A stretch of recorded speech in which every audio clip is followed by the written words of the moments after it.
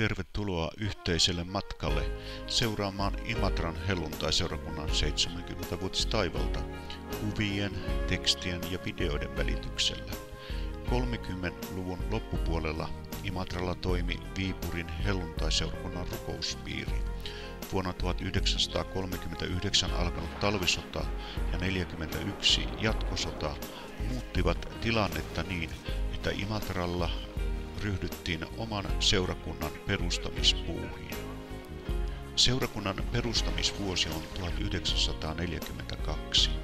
Perustamisasiakirjat katosivat johtuen sodan aiheuttamasta sekavasta tilanteesta, joten perustamisvuosi pohjautuu muistitietoihin. Rukoushuoneen historiaa. Kokoontumispaikkoina ennen omaa rukoushuonetta olivat kodit, kuvassa oleva rukoushuone Tainionkosken tien varrella ja myös Vuoksen niskalla oli oma toimintaa.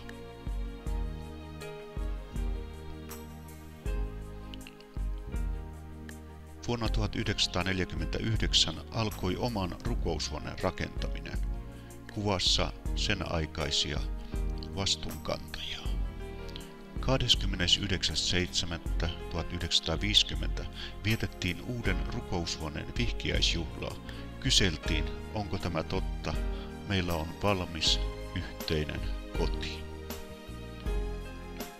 Rukoushuoneeseen on vuosien varrella tehty monia muutoksia ja remontteja. 60-luvulla alakertaan rakennettiin muun muassa keittiötilat, WC:t ja myös ruokailu- ja kahvitilat. Vuonna 1992 oli vuorossa laajennus ja peruskorjaus.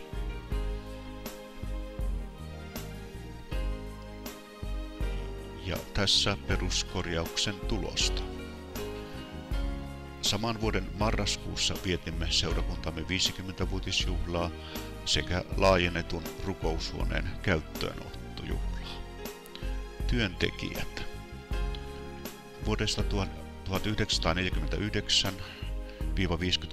Jouko Heinikainen, 53-59 Veikko Laukkanen, 59-61 Niilo Ylivainio, 61-65 Paavo Juvonen.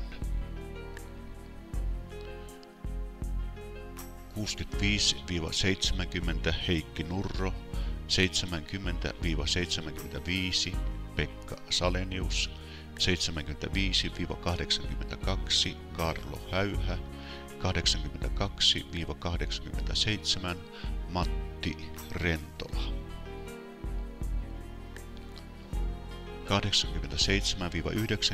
87-90 ja 2002-2005 Kari Pölönen. 90-98 Olavi Kilpeläinen. 99-2002 Arto Poutiainen ja vuodesta 2005 lähtien Tommi Suonpää. Nuorisotyön tekijät ja evankelistat. Toini Laitinen, Elvi Jantunen, Esko Riikonen, Juhani Karvinen, Ahti Hatava, Matti Rentola, Pertti Lennström, Pirkko Aalto, Aira Rinkinen ja Arto Poutiainen. Vanhemmistoveljet ovat vuosien varrella kantaneet vastuuta seurakunnastamme uskollisesti.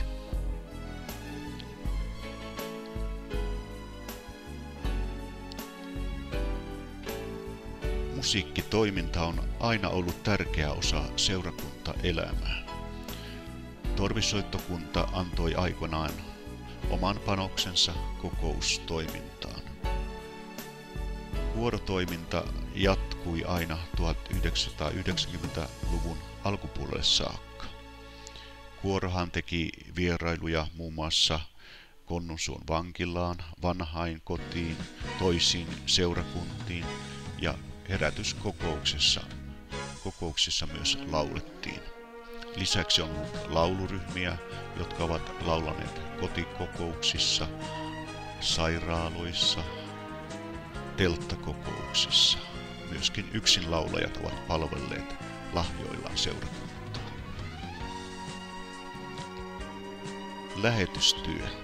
Ensimmäiset omat lähetit lähtevät vuonna 1953 Thaimaahan. Heinikaisen perhe on kuvassa siunattavana. Kristus on vastaus -ryhmässä ovat olleet mukana Sirpa Koponina ja Sari Temonen vuodesta 1987 lähtien. He työskentelevät Espanjassa ja Portugalissa. Lähetysompeluseura ja myöhemmin Päiväpiiri ovat myös keränneet varojan toimintansa kautta eri lähetyskohteisiin.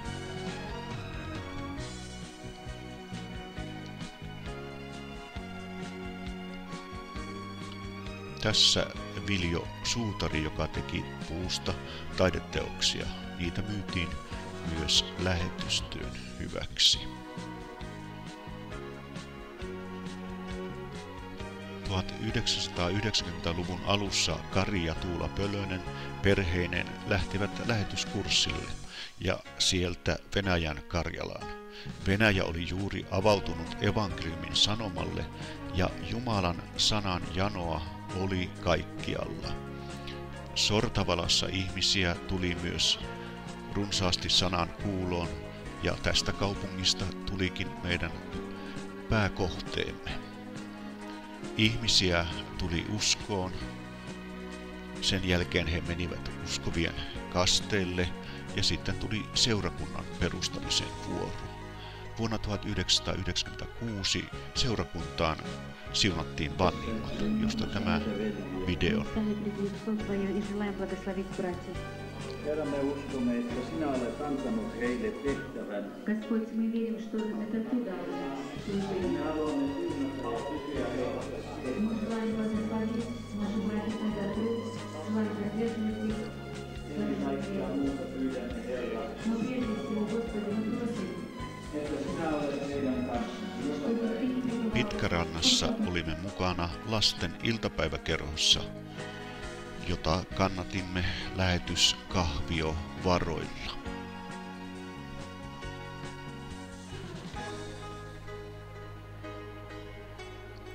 Lapsi- ja nuorisotyö. Tässä kuva Rajapatsaalla toimineesta pyhäkoulusta, joka kokoontui sisar Sunikan kodissa Sinkkikadulla.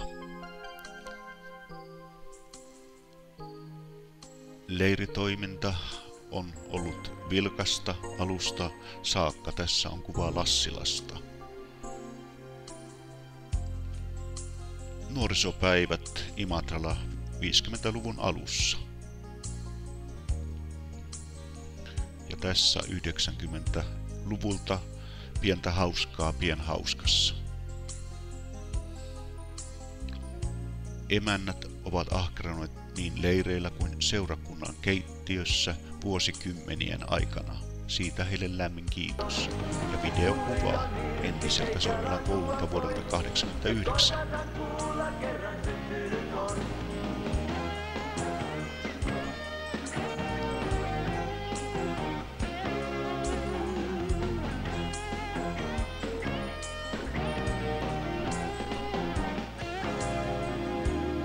Taivaallinen muurit maahan söi, läpi kaltereiden liekit säkkeenöi, kansa kuolevan maan pääsi vankilasta. Koulutyö on myös jatkunut jo usean vuosikymmenen ajan ja tämä työ jatkuu tänäkin päivänä.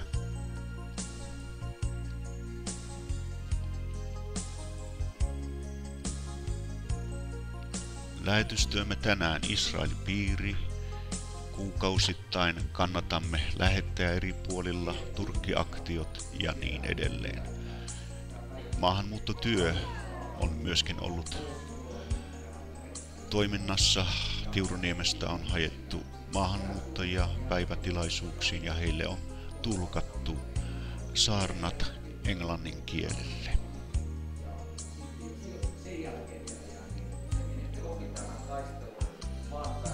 Uskon perusteet -kurssi sisältää 10 osiota, joissa tutkitaan yhdessä uskoon ja uskon elämään liittyviä asioita rukoillen, sanaa tutkien ja keskustellen. näiltä kursseilta monet ovat löytäneet hyviä rakennusaineita omaan uskon elämäänsä.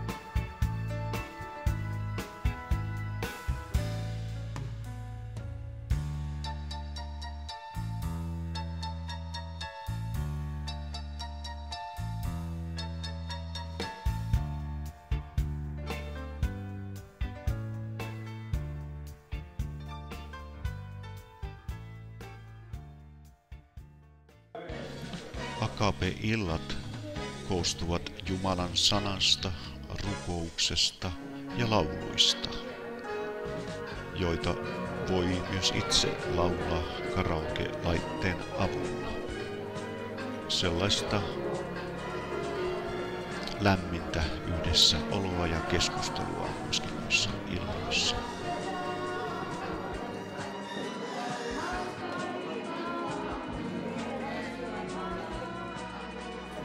Pyhäkoulu toimii sunnuntaisin päiväkokouksien aikana.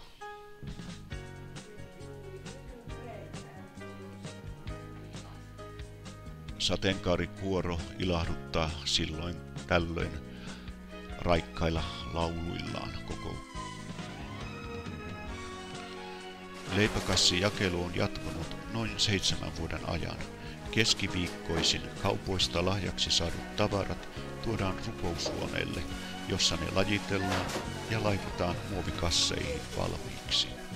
Kello 14 kokoonnutaan sanan ja laulujen ääreen ja sen jälkeen kassit jaetaan hyvässä järjestyksessä. Kaikki tämä työ tapahtuu talkootyöperiaatteella. Kävijöitä on noin 100–150.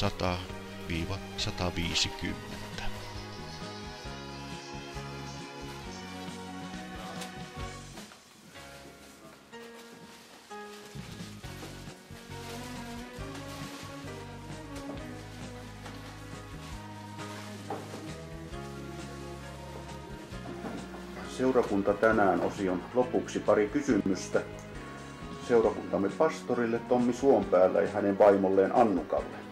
Olette palvelleet seurakuntamme lähes 7 vuotta ja tunnette seurakuntalaiset jo hyvin. Annukka, mitkä ovat olleet tänä aikana suurimmat ilon aiheet? Ihan ensimmäiseksi tulee ehdottomasti mieleeni kaikista suurin ja ihanin asia on tämän 7 vuoden aikana ollut, kun on saanut nähdä syntisen ihmisen löytävän Jeesuksen sydämeensä. Ja tuossa laskeskelin, että en varmaan valehtele, jos on kymmeniä tällaisia saanut nähdä. Ja yhden lyhyen esimerkin kerron, kun paljon teen nuorten parissa työtä, niin eräs nuori seurakuntamme nuori soitti ja pyysi, saisiko hän tuoda kaverinsa tänne, kun hän haluaisi tulla uskoon. Ja tässä meidän sohvalla sain julistaa hänelle synnit anteeksi ja hän löysi Jeesuksen sydämeensä ja hän halusi hetken päästä muutaman ajan kuluttua käydä kasteelle ja viime viikolla hänen miehensäkin kastettiin. Tällaisia ovat ne suurimmat ilon aiheet. Toki niitä olisi paljonkin. Kiitoksia Annukka. Ja Tommille hieman vaikeampi kysymys. Mitkä asiat koet suurimpina haasteina seurakunnassamme? No se varmasti täytyy todeta, että tämä koko Suomeakin ja varmaan koko maailmaan koskettava ongelma sitoutumisesta, niin välillä meitä haastaa eri työmuodoissa. Toki se on sanottava, että laskiskelin, että noin melkein puolet on jollakin tavalla jossakin näkyvässä haasteessa mukana, joko yksittäin tai ihan säännöllisesti. Mutta toki tämä sanotaanko, että esimerkiksi niin kuin lapsityön haasteissa, että löytyisi aina tekijät ajallaan paikalleen, niin siinä varmasti on semmoista haastealuetta. Ja nuorisotyö on ehdottomasti semmoinen kipupisteemme, että tässä odotamme Jumalan ilmestymistä, että nuoria saisimme tavoitettua enemmän ja että nuoria tulisi mukaan toimintoihimme. Ja varmasti haastealueena on myös lehdistö, että vielä emme Imatralla oikein näihin paikallislehtiin ole saaneet semmoista selkeää kontaktia, että nämä ehkä on semmoisia päällimmäisiä haastealueita. Kiitoksia ja siunausta teidän työllänne edelleen. Kiitos. Kiitos.